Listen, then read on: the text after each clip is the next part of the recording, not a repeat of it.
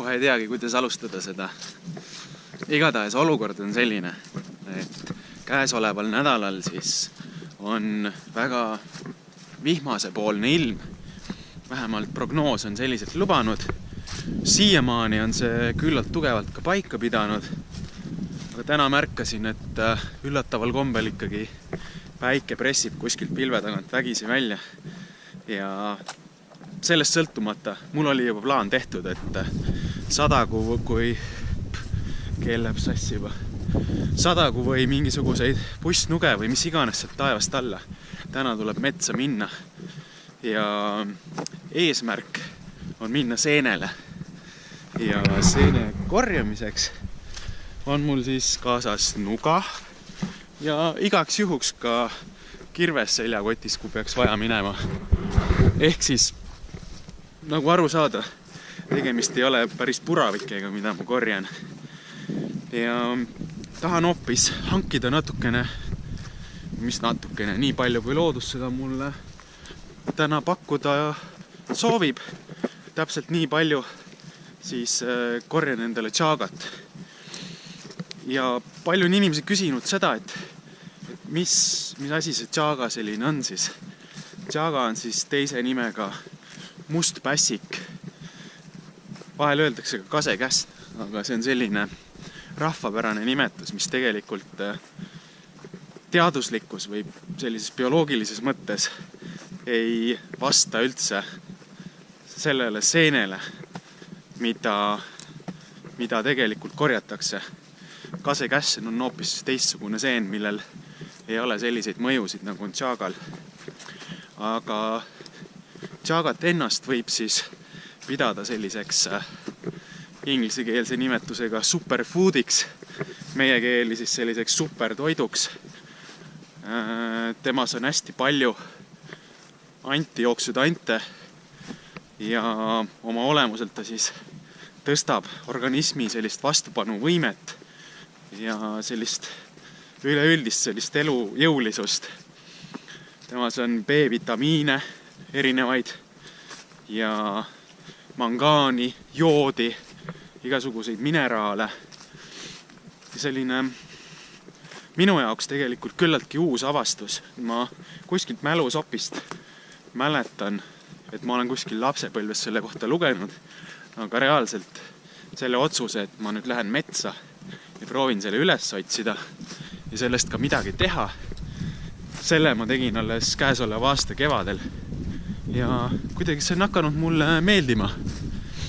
Olen teinud kuidagi, võib-olla seal on ka omajagu platseebot sees. Platseebot on meil elus igal pool.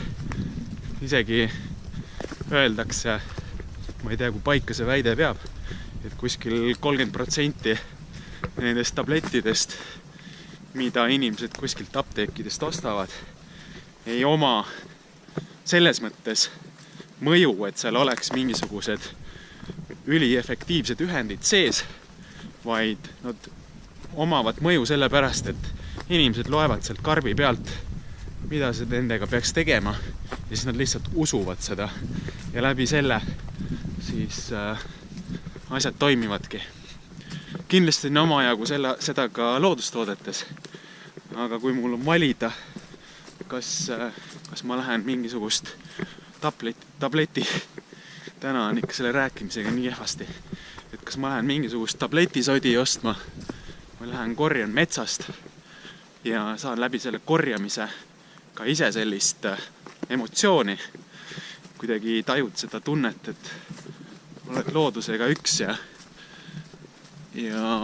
sageli elu pakub selliste korjekäikude jooksul ka erinevaid elamusi. Selles mõttes seal ei ole minu jaoks mingisugust otsustuskohta. Kui ma vähegi saan, siis eelistan looduslikku kraami ja täna ma lähengi seda otsima.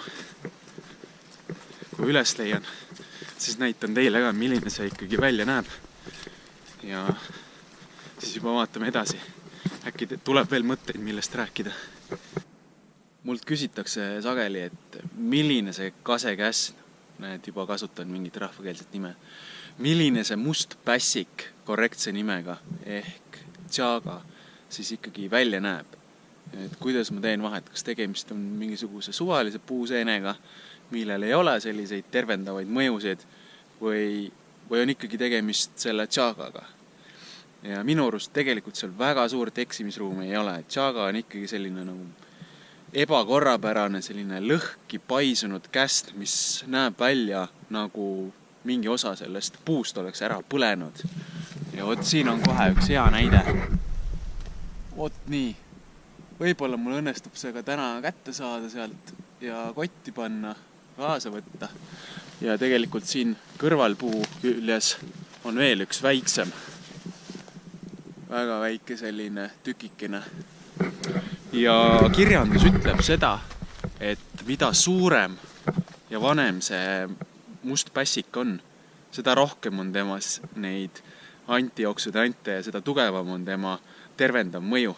Nii et selle väikse jupatsi seal teise puu küljes jätan ma sinna paika, aga selle natukene suurema purika ja tegelikult ma näen, et seal üleval on veel üks õige suur pirakas, aga ma ei hakka oma riideid siin lõhkuma, sest ma olen seda juba käesoleval aastal korduvalt teinud.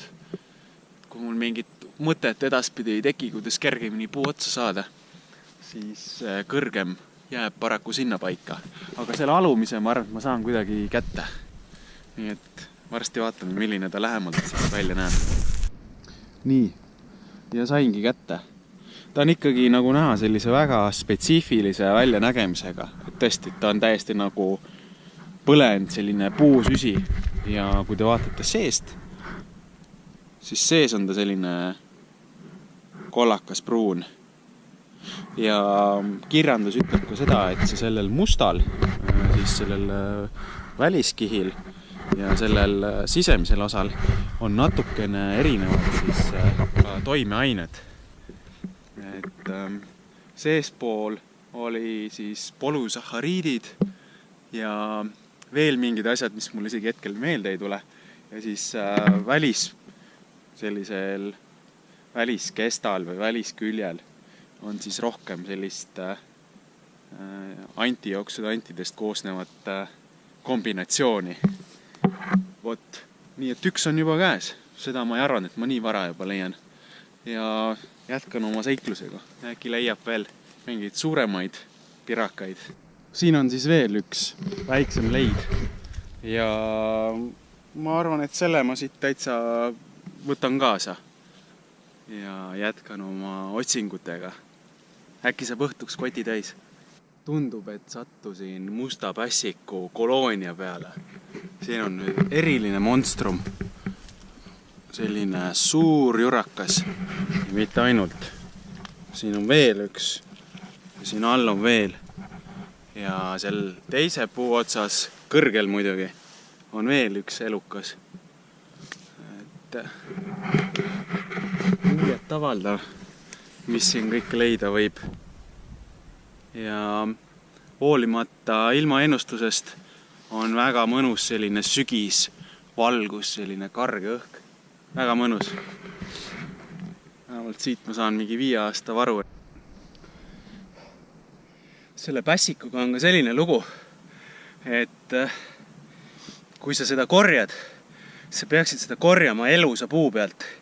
Väga palju leidub teda ka kuivanud puude peal. Ja mis mul jäi selle esimese puu peal, kus neid kõige rohkem on. Siin samas suured monstrumid on.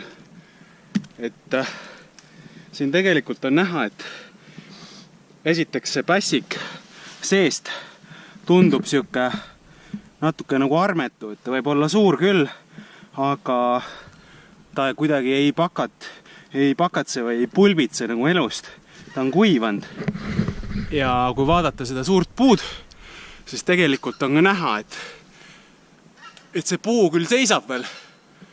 Haned lendavad üle. Et see puu seisab küll püsti, aga ta on kuivanud.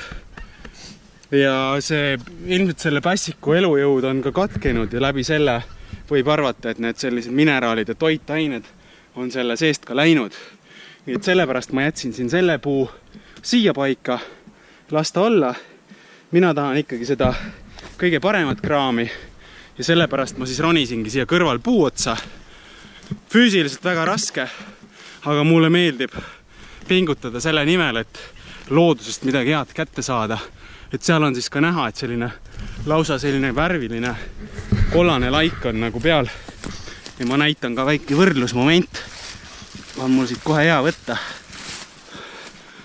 Nii. See on kuivanud puu pealt ja see on elusa puu pealt. Kohe on näha selline kollane, pehme. Sa saad aru, et siin on mingisugune elu sees, aga siin enam ei ole. Nii et nii lihtne see tegelikult ongi. Lihtsalt jälgige puid, kus te neid korjate. Olen omadega lõpusirgel. Rabasaarel on hulgutud, seeni on otsitud ja vaatame, et mis see lõpptulemus on. Tõstan oma väikse seenenoa siit kotist välja. Suures korjamisoos tegelikult ei saagi teinekord aru, kui palju sa seda endale kaasa võtad. Aga no, siin on ikka, ma pakun mingisugune 5–8 kilo. Täitsa hullu maja.